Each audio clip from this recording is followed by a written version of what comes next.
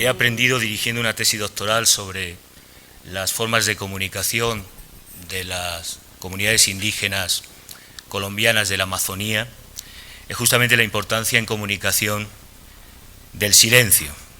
Sé que pensarán que cuando menos resulta paradójico que ocupe el atril y el micrófono en un acto de celebración de la visita del maestro Jesús Martín Barbero, de reconocimiento a una obra y un intelectual, que es tanto como rendir tributo a la palabra, y que lo haga pidiendo justamente cierta callada escucha o pausa o silencio.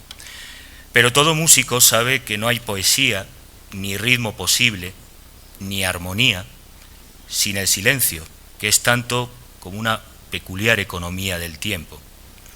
Y hoy el protocolo, lo queramos o no, nos obliga a cierto recogimiento para el acogimiento de nuestro ilustre invitado y maestro. Dice Regis Debray que todo protocolo existe para ser transgredido, pues no hay institución sin regular en el tiempo y el espacio la norma en común de procedimientos. En CIESPAL estamos ciertamente en un proceso instituyente, así que permitan la confianza que nos profesamos, no otra cosa en la comunicación que afirmación del vínculo, de la confianza, como decimos, para explicarles que en este coloquio de Sociedad del Conocimiento también, de algún modo, quisiéramos, en esta presentación, que sea una suerte de ejercicio de apelación al silencio para reivindicar la memoria. Más allá de las lecturas benjaminianas, tan del gusto de Jesús, o la remisión a la cábala para pensar el decir del hacer, la palabra siempre opera en el tiempo y no en el espacio. Es otear el horizonte desde las ruinas del pasado. Y en este caso, nuestro seminario, en cierto modo, rinde tributo a quienes callan y son olvidados porque no dicen.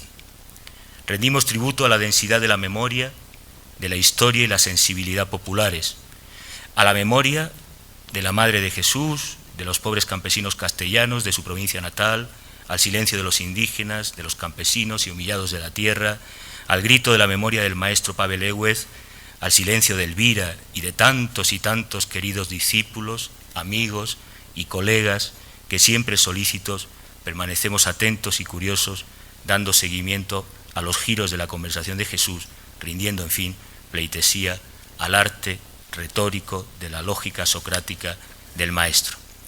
Hablamos de la palabra como afirmación de la vida, como la imagen evocativa de la esperanza entendida en términos de James Scott, como el arte de la resistencia, que no es otro que el enraizamiento de las palabras en el mundo, los mundos del sentido, que en culturas como las que compartimos es el rico ritual del ver y callar, o de formas populares como la tertulia, hablar y callar, hablar por hablar. En este sentido, el silencio es la primera piedra del templo de la sabiduría. Silencio es el misterio que deconstruye toda sospecha o sospechosa transparencia, que constata el espesor y riqueza matricial que conserva el universo y la densidad de la vida cotidiana. Así que permítanme, al presentar a Jesús, volver al inicio de mi razonamiento. ¿Por qué hablar del silencio? ¿Qué sentido tiene en la Casa de la Palabra hablar para callar? Uno, que tiene un origen, que es andaluz y barroco, nada dado a la mesura o recogimiento, de algún modo reconoce que el barroco es también silencio, no solo carnaval.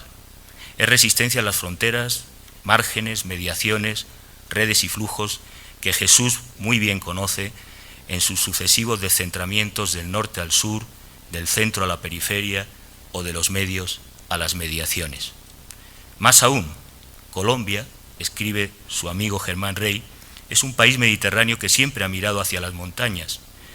Jesús Martín Barbero nació en Castilla, pero siempre por la vía del silencio de su madre, de los campesinos anarquistas y su experiencia trashumante, siempre, como digo, fue un hombre del sur, un sujeto consciente del etos barroco, un sujeto producto del pensamiento mestizo, y por ello ha cultivado el oficio de mirar desde dicho etos mediterráneo, hecho de trozos y pedazos de códigos culturales distintos.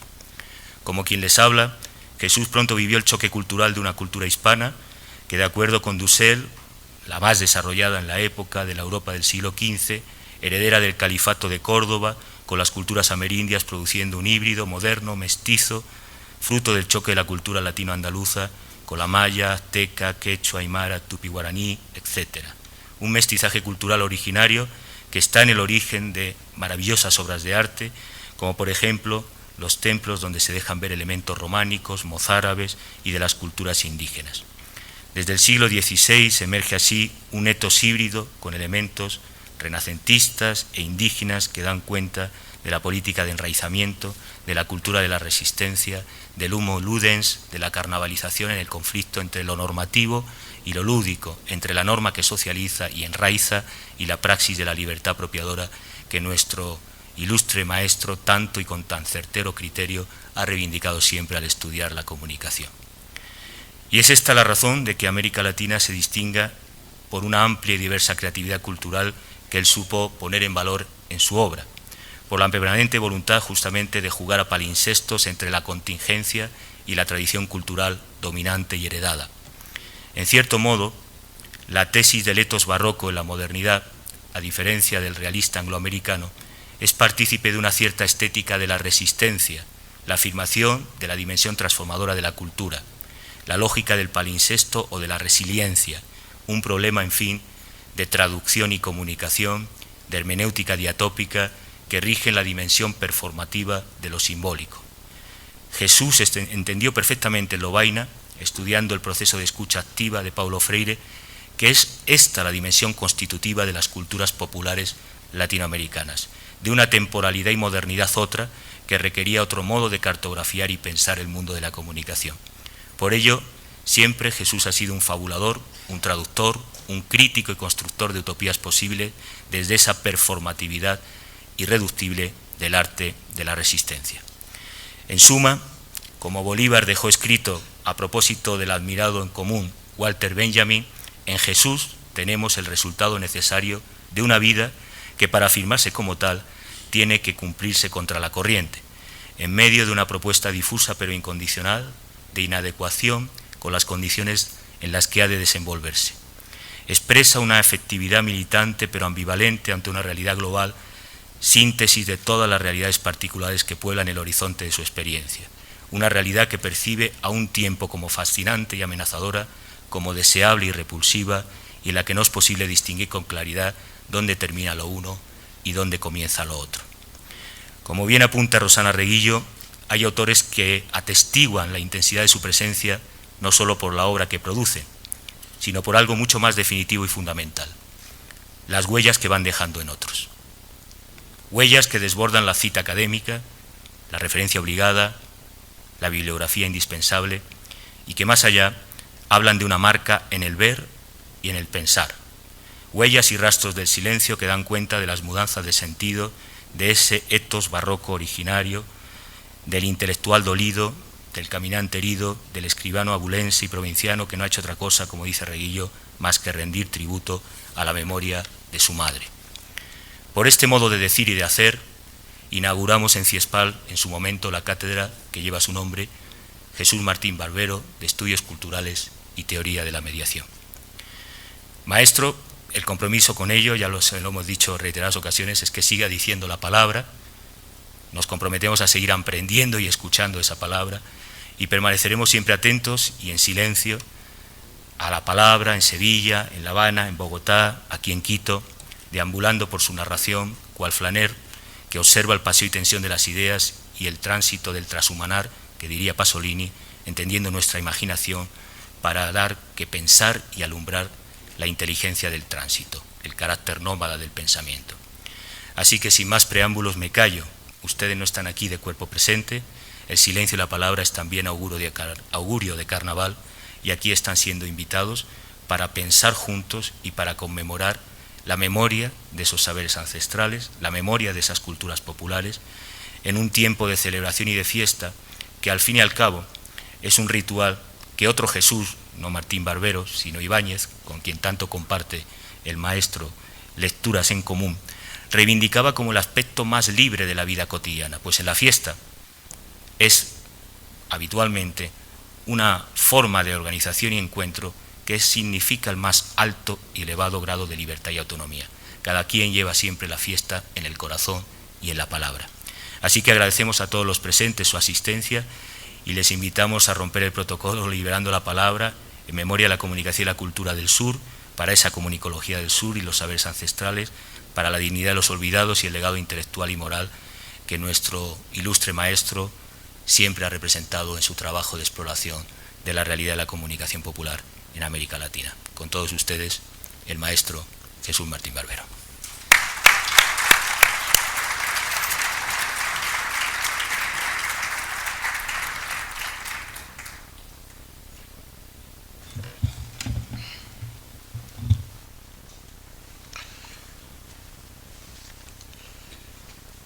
Muchas gracias, muchas, a Francisco.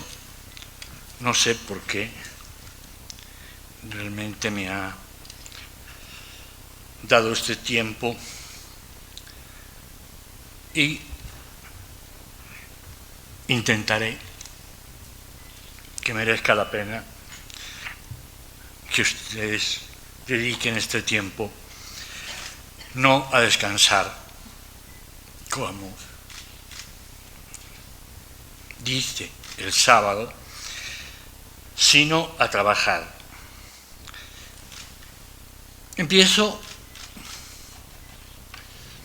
con dos citas. Una cita de un autor francés muy importante, que se lee muy poco en América Latina, que ha hecho una obra gigantesca de 3 volúmenes sobre algo así que podríamos llamar las fenomenologías de la técnica. Se trata de Bernard Stiegler, quien escribió en uno de sus libros este párrafo. La cuestión del sentido no se refiere únicamente al significado de la vida en común, sino al tejido sensible del que está hecha la vida misma, la vida social misma. Lo que convierte hoy al mundo de lo sensible en teatro estratégico de la guerra económica. El abandono de la cuestión estética o de la sensibilidad por parte de la esfera política, dejándosela a las industrias culturales o a la esfera del mercado en general, es ya en sí mismo catastrófico para nuestras sociedades. La cuestión cultural se halla hoy mucho más en el corazón de la economía que de la política. Repito la última frase. La cuestión cultural se halla hoy mucho más en el corazón de la economía que de la política. Y la segunda frase es de Simon Bauman, antes de que se nos volviera líquido. En uno de los libros más importantes de Bauman, cuando vivía en su país, que se llama La modernidad y ambivalencia. Dice así Bauman: la existencia social es moderna en la medida en que se bifurca en orden y caos. Se trata de un combate de la determinación frente a la ambigüedad, de la transparencia frente a la oscuridad, de la claridad frente a lo difuso. Lo otro del orden no es otro orden, es el caos. Guarden esa. En la modernidad, lo otro del orden no es otro orden, es el caos. Lo otro del orden es el hedor de lo indeterminado e impredecible. Lo otro del orden es la incertidumbre. Estamos ante el origen y el arquetipo de todo temor al otro. Mientras el afán de acabar con la ambivalencia guía la acción colectiva e individual, la intolerancia se esconderá incluso bajo la máscara de la tolerancia. Yo creo que esas dos citas nos amueblan un pequeño espacio mental para el doble juego que voy a hacer a continuación. La incertidumbre es hija de la razón moderna, pero es también su opuesto. Estoy leyendo un texto que escribí hace tiempo. Eso es lo que nos ha demostrado Zygmunt Bauman.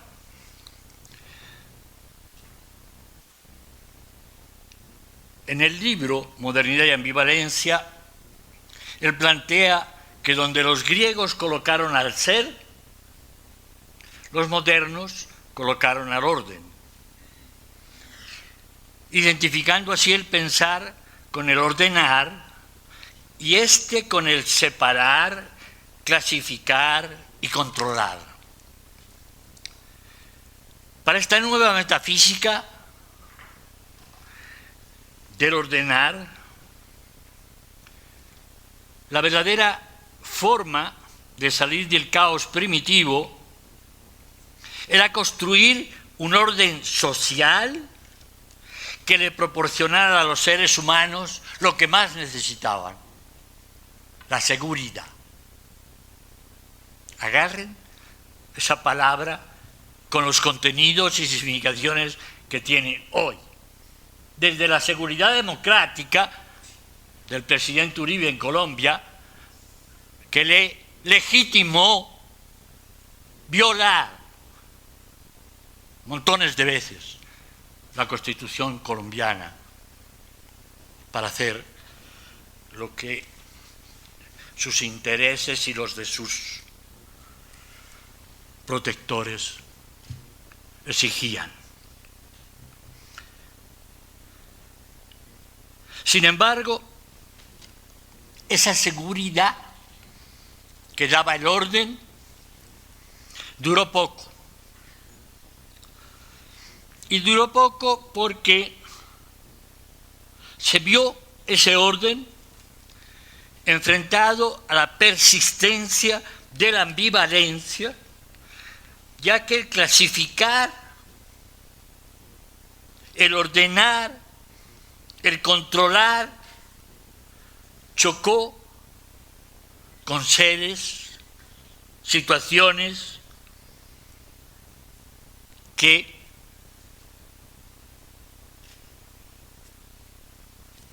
resistían a ese orden, a esa asignación unívoca de las palabras y de las cosas. De tal manera que de justificación del orden, la ambivalencia se tornó autodestructiva de la razón moderna, ya que al pretender disolver la duda, la incertidumbre, lo que hizo ese orden orgulloso de la razón fue fomentar la ambigüedad. No olvidemos que los nombres epistémico-políticos de la modernidad, Ilustración, Iluminismo, tienen que ver con la claridad, lo cual es interesantísimo para el ámbito de la comunicación, porque si se trataba de claridad, el proyecto moderno era un proyecto visual. Aclarar lo que estaba confuso, iluminar lo que estaba oscuro, sustituir el mundo por el orden en un mundo que no ha podido abolir el caos. Esto me autorizaría a que si me pidieran cómo titulo esta conferencia, lo tengo muy claro. Bienvenidos de vuelta al caos. Sí, porque la paradoja es que apenas iniciándose el siglo XX, Werner Heisenberg descubre que para poder observar la trayectoria de una partícula en el mundo micro, había que iluminarla. Y, o fracaso, al iluminarla se perturba su trayectoria y su velocidad. Heisenberg va a nombrar a eso el principio de indeterminación. Yo llevo años reclamando una declaración de las ciencias sociales, al menos de las del sur, con nuestro principio de indeterminación. ¿Cuál es el principio de indeterminación de las ciencias sociales? Porque no le tienen. Son mucho más dogmáticas que la mayoría de los científicos de las otras ciencias. Es más, a mí siempre me pareció tramposo y estafa que a las ciencias sociales las llamemos ciencias, e incluida la economía. No solo la antropología, no solo la sociología, son modos de saber otros a los de la ciencia. Cada día que pasa, más. Son otros. Y pretender que la economía es una ciencia es consagrar el capitalismo de por vida para este planeta.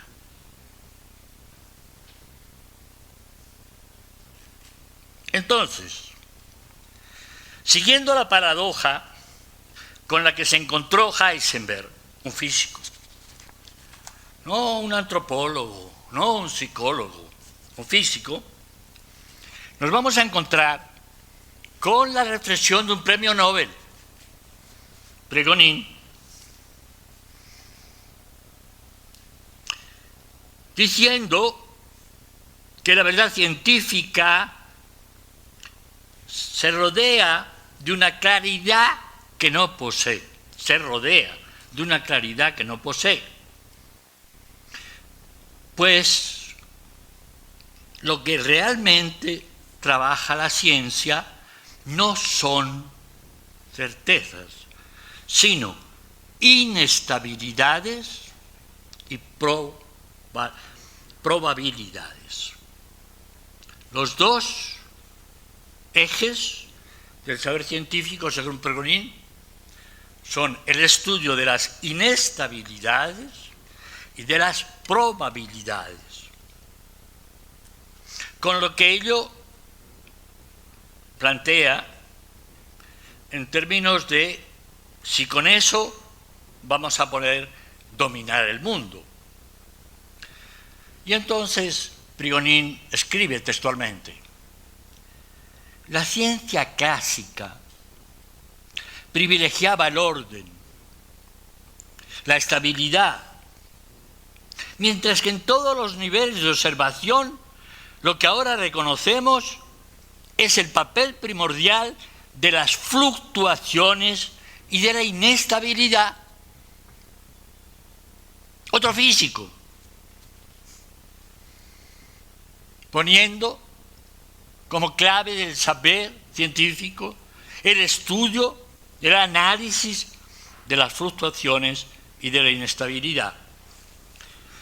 Y continúa, este cambio traduce una tensión profunda al interior de nuestra tradición, situándonos en el punto de partida de una nueva racionalidad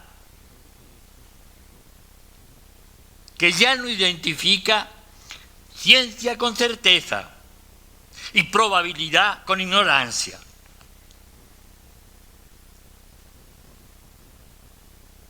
Repito esa frase. Este cambio introduce una tensión profunda al interior de nuestra tradición, situándonos en el punto de partida de una nueva racionalidad. Yo creo que por ahí es. Una nueva racionalidad que ya no identifica ciencia y certeza, probabilidad e ignorancia. Y Lyotard, que dio para tantas cosas, pero sus relaciones con la ciencia fueron bien interesantes. Lyotard plantea: estamos entrando en una época no pensable desde la apuesta historicista del positivismo.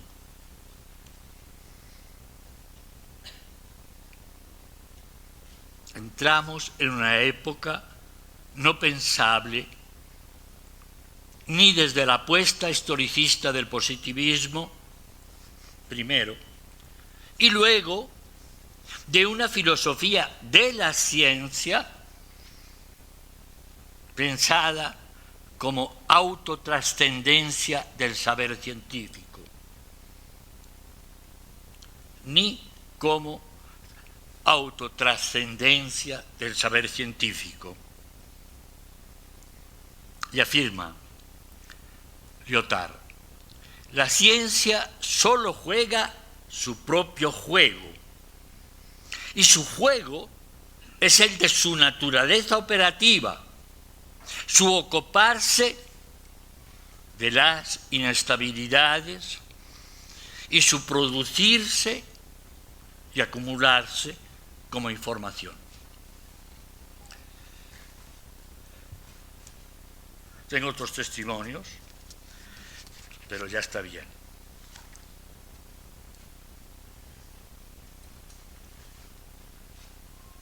Es la propia ciencia moderna la que, llegada a un punto, revisa radicalmente la autotrascendencia de su autoridad y plantea el cambio que introdujo el principio de incertidumbre o de indeterminación planteado por uno de los creadores de la bomba atómica, Heisenberg. Hay una película espléndida en que se ve a Einstein y a Heisenberg y a otro echándose la culpa mutua de quien parió la bomba atómica. Y al final se emborrachan y acaban llorando los tres abrazados. Hay un autor brasileño al que yo le debo por lo menos un tercio de mis últimas ideas. Se llama Milton Santos. Tuve la suerte de poder traducir su último libro, publicado ya después de muerto. Su esposa nos autorizó para traducirlo en el convenio Andrés Bello, cuando existía el convenio Andrés Bello, en Bogotá, y editaba libros, y editamos su último libro. Pues Milton Santos es un autor que hay que leer, en serio. Es el primer geógrafo comunista que ha trazado una concepción del espacio capaz de permitirnos pensar qué significa la globalización más allá de los miedos de la izquierda y de las exaltaciones de la derecha. Un negro marxista de 2 metros de alto. Tuve la suerte de conocerle personalmente en la USP.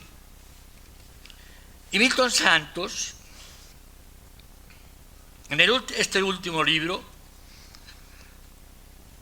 plantea lo siguiente: la globalización es a la vez una perversidad y una oportunidad. Una perversidad porque la globalización, y leo su propio texto, porque la globalización fabula el proceso avasallador del mercado. Fabula, parece espléndido la frase, espléndida, fabula el proceso avasallador del mercado, lo fabula, lo vuelve fábula. Un proceso que al mismo tiempo que uniforma al planeta, profundiza las diferencias locales, desuniendo al planeta cada día más. De otro lado, es una perversidad sistémica que implica y produce el aumento de la pobreza y la desigualdad, del desempleo tornado ya crónico, de enfermedades, cuando él escribía que como el SIDA se tornan epidemia devastadora, en los contrastes entre los más pobres, los más saqueados y los más ricos del mundo. Pero la globalización no es solo perversidad, es también oportunidad, posibilidad, conjunto extraordinario, leo textualmente, de posibilidades, cambios ahora posibles que se apoyan en hechos radicalmente nuevos. Genial que un marxista hable de algo radicalmente nuevo. Lo digo en el sentido más peyorativo de la palabra marxista. Tiene muchos positivos, pero yo he convivido con un marxismo bastante catequético y no puedo ahorrarme un mínimo de ironía. Espero que lo tomen así. Entonces, ¿qué es lo nuevo? ¿Qué es ese proceso nuevo? Y él plantea 2 grandes movimientos. Uno, así textual, la enorme y densa mezcla de pueblos, razas, culturas y gustos que se producen hoy, aunque con grandes diferencias y asimetrías, en todos los continentes. Repito, 1, la enorme y densa mezcla de pueblos, razas, culturas y gustos. Una mezcla posible solo, atención, y esto es lo más importante de la idea, una mezcla posible solo en la medida en que emergen con mucha fuerza cosmovisiones otras que ponen en crisis la hegemonía del racionalismo occidental.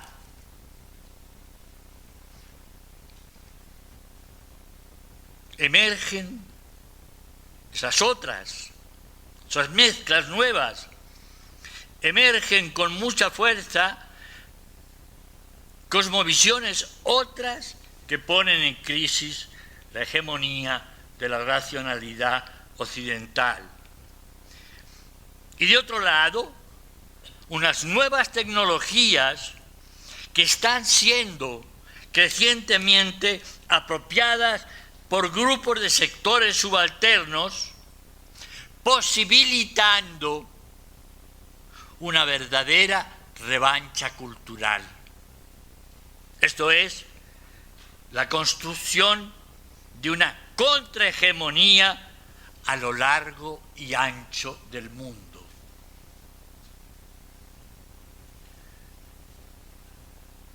No se acaba ahí.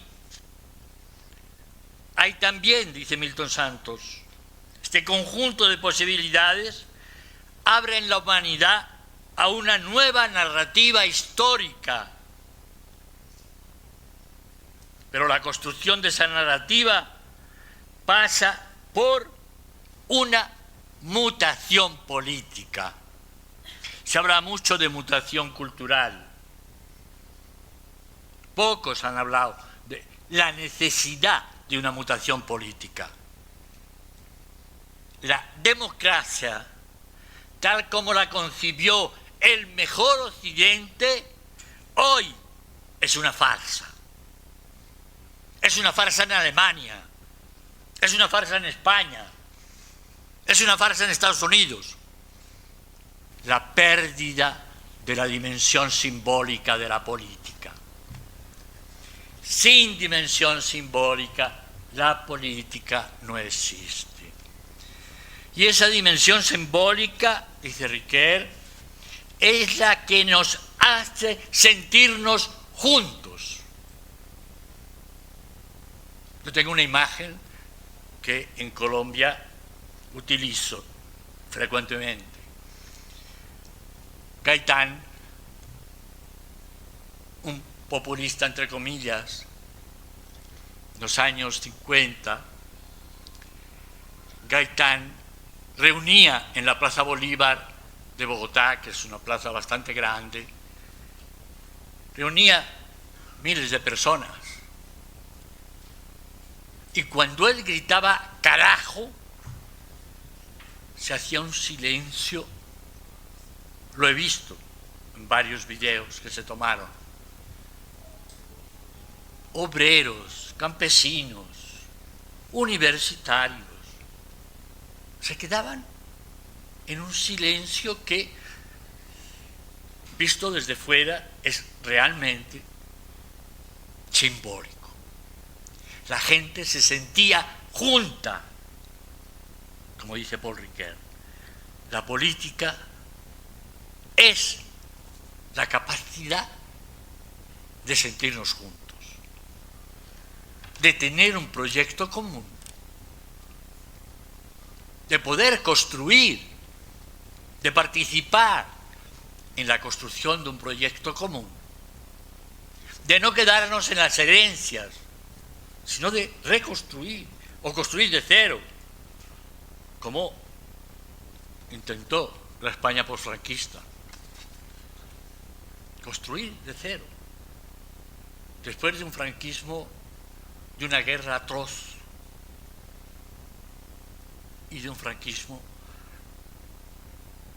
tan incapaz de entender lo que estaba pasando en el mundo, pero tan sagaz que logró que el señor Churchill impusiera la entrada de España en la ONU cuando estaba a punto de caer el régimen franquista. Gracias, Señor, de las Inglaterras por el bien que nos hizo. Pues bien, mutación política, plantea nuestro amigo Milton Santos. Un nuevo tipo de utopía capaz de asumir la envergadura de los desafíos. Les voy a nombrar solo uno o dos. La peculiaridad de la crisis que atraviesa el capitalismo reside en el entrechoque continuo de los factores de cambio. Hay entrechoque entre los factores de cambio. Unos van en una dirección, otros van en otra. y ese entrechoque rebasa las viejas gradaciones y mensurabilidades, desbordando territorios, países, continentes. Es un desafío terrible que la gente obrera en una fábrica en Bogotá sufra y se quede sin trabajo porque en Australia otra empresa está produciendo lo que van a comprar los bogotanos. Así es. El capital no tiene nada que ver con naciones, ni con continentes, ni con países, ni con... Segundo, ese entrechoque de una extrema movilidad, ese entrechoque está hecho también de una extrema movilidad de las relaciones y una gran adaptabilidad de los actores, lo cual, y esto me parece lo más bello, de lo más bello que se haya escrito desde América Latina, se ha tenido la visión, la utopía de lo que dice aquí. Dice Milton Santos, esa extrema movilidad de las relaciones y esa gran adaptabilidad de los actores reintroduce la centralidad de la periferia. Esto es el dialéctico. Reintroduce la centralidad de la periferia. Eso es saber manejar contradicciones. La centralidad de la periferia no solo en el plano de los países, sino de lo social marginado por la economía y ahora recentrado con una nueva base en la afirmación del reino de la política. Tengo que volvérselo a leer porque es denso. Esa adaptabilidad de los actores, esa movilidad de las relaciones, reintroduce la centralidad de la periferia. La periferia no son los de afuera, eran los de adentro, pero no lo sabían. Ahora lo saben. La periferia es central. Sin el sur, el norte no existe. O les va a pasar muy mal.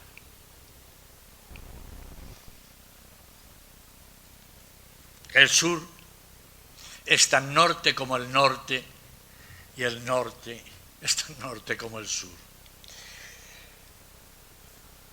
Y termina entonces, planteando, solo en el plano, no solo en el plano de los países se recentra, sino en el de lo social marginado por la economía y ahora recentrado como la nueva base de la afirmación del reino de la política.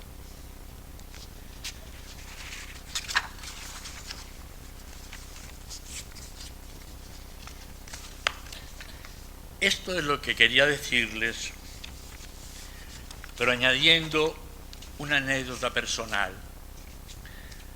porque los viejos ya no sabemos hablar sin entrometernos en el orden de las ideas y colorearlas de alguna manera, porque a veces las ideas son bastante descoloridas.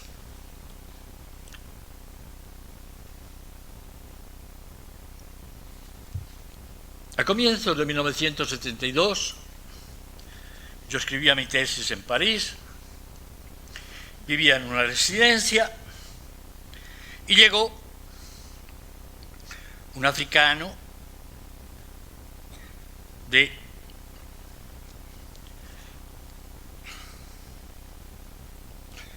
Costa de Marfil,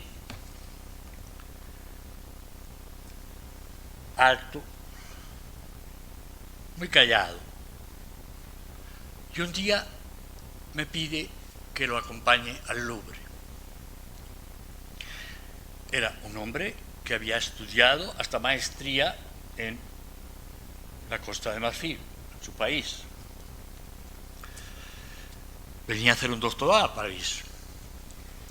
Y le acompaño. Comenzamos por la pintura y la visita transcurrió tranquila, con algunos pocos comentarios acerca de lo que más le gustaba y de lo que no le gustaba nada.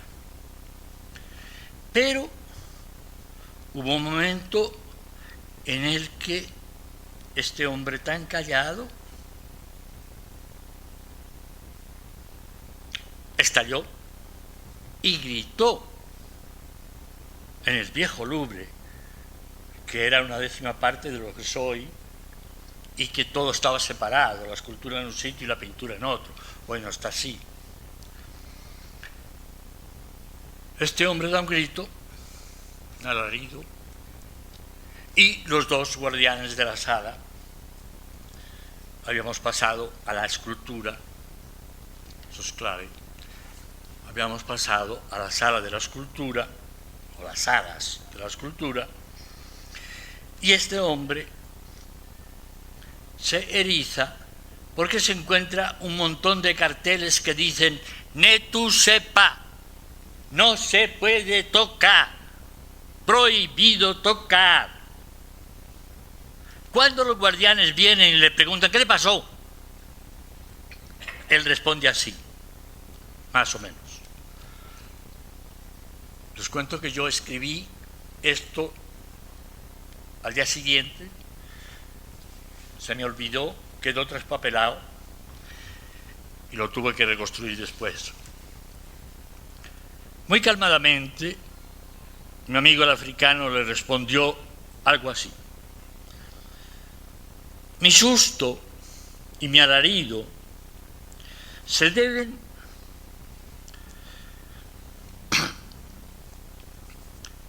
a que me acabo de enterar que los europeos confunden la escultura con la pintura. La pintura se ve, porque está hecha para los ojos. Pero la escultura está hecha primero de madera, de piedra, de hierro, de cera, de barro. Por tanto, está hecha para tocarla. Si no se toca, ¿cómo podemos percibir si es rugosa, áspera o suave y tierna, agradecida la caricia o asustada por nuestro tosco modo de tocarla? ¿Cómo puede uno creer que disfruta y entiende una escultura si no la puede palpar? ¿Y cómo puede uno sentirla sin tocarla, cuando solo tocándola uno puede ser tocado por la escultura? Lo que se ve es un trozo de mármol esculpido, mientras que la escultura solo existe al tacto de las manos. Les juro que esto es verdad, más allá de algunos elementos poéticos que yo le metí. ¿Por qué? Porque me acordé de esto cuando la Universidad del Valle me dio el honor de tener una cátedra con mi nombre en esa universidad, la segunda cátedra después de una primera en honor de un sabio real, verdadero, como Estanislao Zuleta, uno de los marxistas más honestos, maravillosos que ha tenido Colombia, y eso lo saben todas las ciencias sociales, pero un señor que hablaba, no escribía. Entonces ha habido no pocos problemas con sus libros, porque todo lo que hizo fue oral.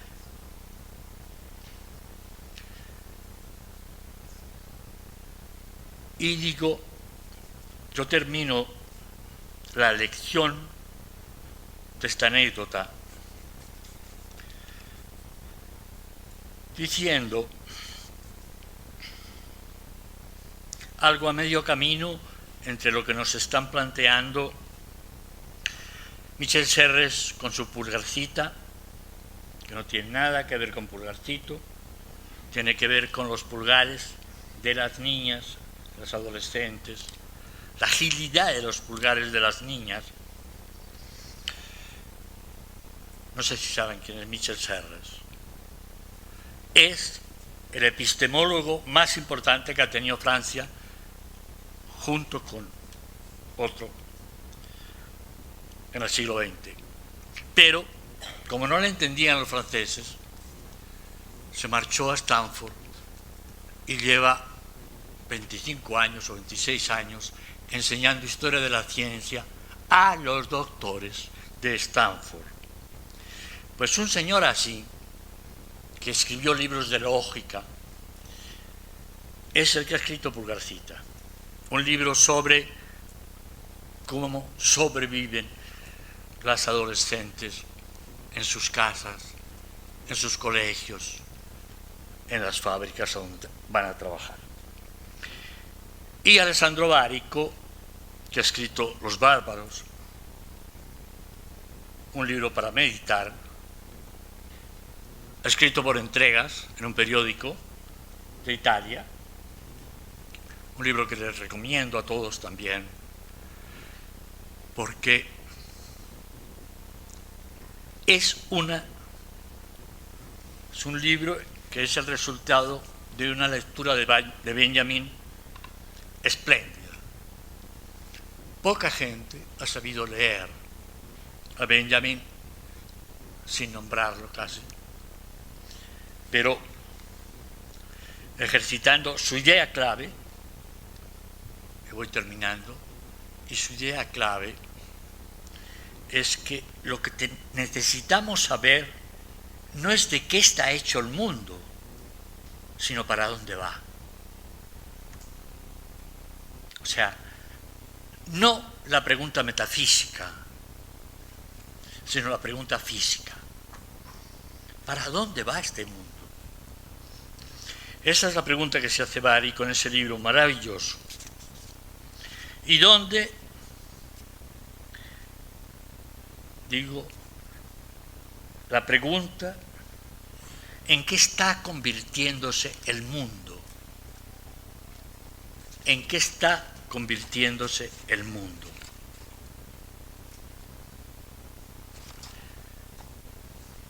Y termino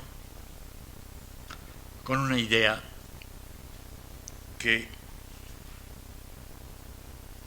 me interesa mucho en este momento de mi país y de mi vida: la creencia de que podemos cambiar el mundo sin sentirlo, sin tocarlo, sin exponernos a sus cambios,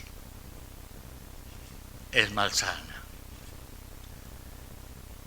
Lo que realmente necesitamos es rehacer cotidianamente esta pregunta: ¿qué Colombia cabe en la universidad? ¿Cabe una Colombia más grande que en la televisión estúpida, repetitiva, mentirosa que tenemos? ¿Por qué? Porque las universidades son las públicas. Las públicas son la huella de lo que fue el mundo del trabajo, tiempo completo para toda la vida. Las privadas pueden echarlos cualquier día a cualquier profesor. La pública no, si no es capaz de echar un estudiante. Yo tuve que pelear para sacar a 2 profesores a lo largo de los 20 años y pico que estuve en la Universidad del Valle. Yo saqué 2 profesores de tiempo completo instalados en su cátedra, pero no respondían para nada a lo que aquello significaba como proyecto político. Pues termino, digo, con esta frase que yo me traje de mi exilio de 3 años en Guadalajara, México. Cuando volví a Colombia, recorrí un montón de universidades para hacerles esta pregunta: ¿qué Colombia cabe en esta universidad? ¿Cuáles son las líneas de investigación que no son masturbatorias? Es decir, que no responden a lo que uno ha estudiado, a lo que quiere hacer y a lo que le gusta. ¿Cuáles son las líneas de investigación que realmente ponen en crisis a la universidad? Porque le enfrentan a un país complejo, a un país ambiguo, a un país que no sabe para dónde va, como Colombia, después de 50 años de guerra, la guerra más grande, más larga, quizá de la historia de este planeta. ¿Qué Ecuador cabe en sus universidades? En sus departamentos de investigación. Si uno le pregunta a un investigador, así a boca de jarro, ¿qué investigas? Háganlo. Y muchas gracias por aguantarme.